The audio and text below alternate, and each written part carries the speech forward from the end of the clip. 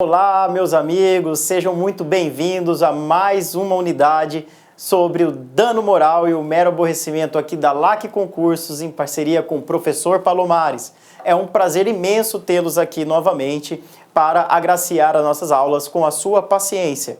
Então vamos lá iniciar a nossa terceira aula acerca do mero aborrecimento e do dano moral. Lembrando que nas aulas passadas nós já trabalhamos lá a questão da evolução do pensamento jurídico das relações de consumo. Nós trabalhamos o discurso de John Kennedy em 1962, declarando que consumidores somos todos nós. Brincamos ali na questão dos princípios do direito do consumidor.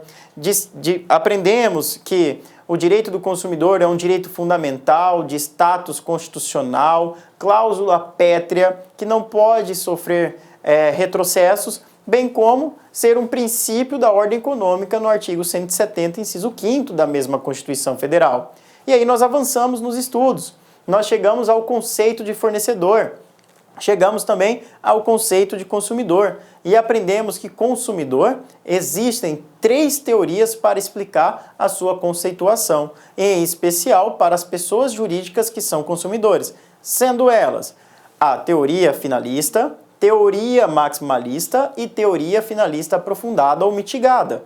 E aí hoje, evidentemente, continuando aos nossos estudos e sabendo de todos esses ensinamentos, nós vamos trabalhar aqui a parte sobre responsabilidade civil nas relações de consumo. E assim como nós tivemos que ter uma parte introdutória quanto à evolução histórica das relações de consumo, para entender sobre responsabilidade civil nas relações de consumo, nós temos que entender o que é responsabilidade civil.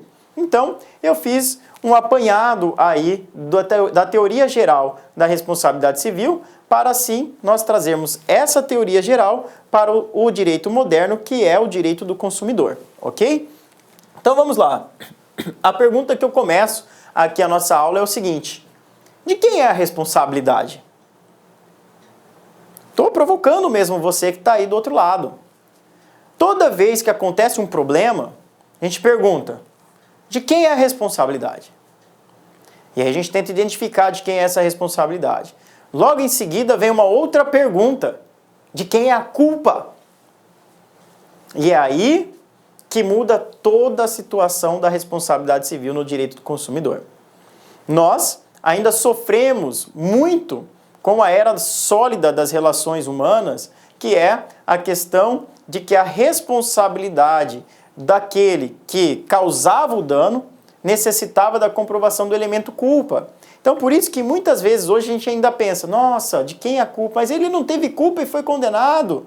Justamente porque nós temos uma evolução no pensamento jurídico da responsabilidade civil, em que hoje nós não precisamos mais ter esse questionamento de quem é a culpa, em especial para as atividades de risco, como as relações de consumo, tá? Então, eu vou desmistificar, ou vou tentar desmistificar isso para você. Você vai sair craque na prática nas relações de consumo, principalmente na questão da responsabilidade civil dessas relações. Lembrando sempre de fazer uma revisão aos módulos anteriores para você poder ir acompanhando o raciocínio aqui do professor Palomares e, evidentemente, sair aí no mercado de trabalho com certeza com um diferencial a mais, com essa enxurrada de ensinamento jurídico que a LAC Concurso está proporcionando para você. Então vamos lá. Nós temos teoria geral da responsabilidade civil. Grandes os dilemas que envolvem a responsabilidade ou a resposta dessa pergunta, principalmente aos juristas, dentro da imensa gama das relações abrangidas pelo tema. Trabalhar responsabilidade civil não é só trabalhar relação de consumo.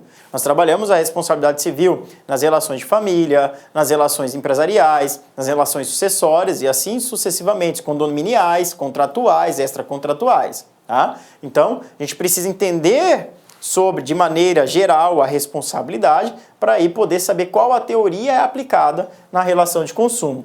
Então, nós vamos, antes de responder todos esses questionamentos de quem é a responsabilidade, de quem é a culpa, saber aqui, né, o que de fato significa responsabilidade. E aí eu vou invocar um pensamento, evidentemente, aqui do professor Pablo Stolze. Ele traz aqui para nós que A palavra responsabilidade significa a obrigação que alguém tem de assumir com as consequências jurídicas de outra atividade, contendo ainda a raiz latina spondio, fórmula através da qual vinculava o direito romano o devedor nos contratos verbais. Então, nós vamos trabalhar que a responsabilidade ela vai estar ligada sempre como uma obrigação derivada. Ou seja, aconteceu uma obrigação principal, vamos trazer para a relação de consumo, ok? Eu fui lá e firmei um contrato de compra e venda. Então, ok, comprei um aparelho celular. Comprei um aparelho celular. Legal. Eu não paguei o aparelho celular. Eu comprei parcelado e não paguei. O que é que vai acontecer? Eu serei responsabilizado, ou seja, só vai nascer a responsabilidade civil no caso de um inadimplemento obrigacional, seja ele contratual ou advindo de lei. Por isso ela pode ser considerada uma obrigação derivada. E não uma obrigação principal e nem sucessória. É uma obrigação derivada do inadimplemento de outra obrigação, que pode ser principal ou acessória. Tá? Então, isso não vai mudar. Essa ideia geral de responsabilidade não vai mudar também na esfera do consumidor. E aí, nós continuamos. Partindo dessa premissa, ela vai estar ligada ao surgimento de uma obrigação derivada em um dever jurídico sucessivo, em função da ocorrência de um fato jurídico lato sensu. E aí, tendo essa ideia, nós temos as premissas, né, do direito civil, em especial a parte da responsabilidade civil clássica, que é o quê? Buscar viver honestamente, não lesar direito alheio, ou seja, não lesar a outrem, e dar a cada um o que é seu. Quem nos traz esse pensamento é o Ulfiano, lá da época do direito romano. Ele nos traz essa premissa como a premissa maior para fim de responsabilidade civil. Então, se eu vivo aqui de maneira honestamente, olha o princípio da boa-fé objetiva construído aqui, e eu não provoco dano a outrem, evidentemente que eu vou dar a cada um o que é seu. Se eu leso o outro, eu tenho que obrigatoriamente fazer nascer a responsabilização daquele que causou dano à vítima, para que ele não tenha lucro indevido, evidentemente, não se enriqueça ilicitamente e que a vítima também não fique com o seu dano irreparado. Então, sempre jogando na balança, na questão da responsabilidade civil, a questão de buscar dar a cada um o que é seu, com a justa indenização que consta no artigo 6º, inciso 6º do próprio Código de Defesa do Consumidor e também lá no artigo 5º, inciso 5º, inciso 10 da Constituição Federal, que trabalha a questão dos danos imateriais e dos danos materiais que nós vamos discorrer mais à frente nas próximas aulas, ok? Vamos lá. Eu tenho também a possibilidade aqui na questão da responsabilidade civil de trazer para vocês os principais princípios da responsabilidade civil.